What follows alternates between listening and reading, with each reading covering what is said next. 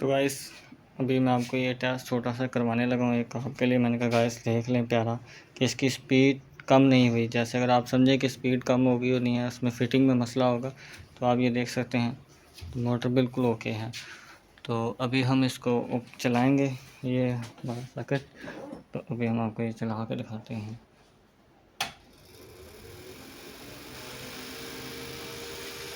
ये आप देख सकते हैं।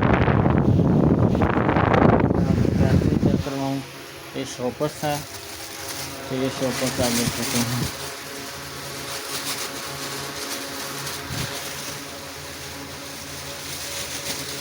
चल मैं ऊपर करता हूँ थोड़ा सा और।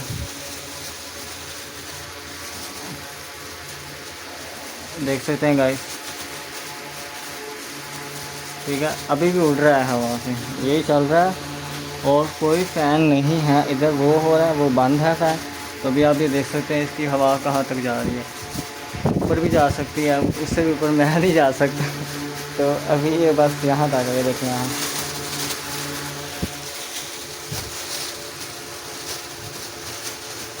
हवा इसकी बहुत ज़्यादा अच्छी है, मुझे तो बहुत ज़्यादा पसंद आई है इसकी हवा।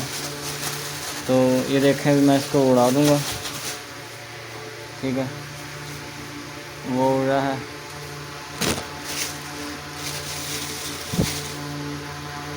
फिर ऊपर चला गया। तो अभी आपको ये कैसा लगा?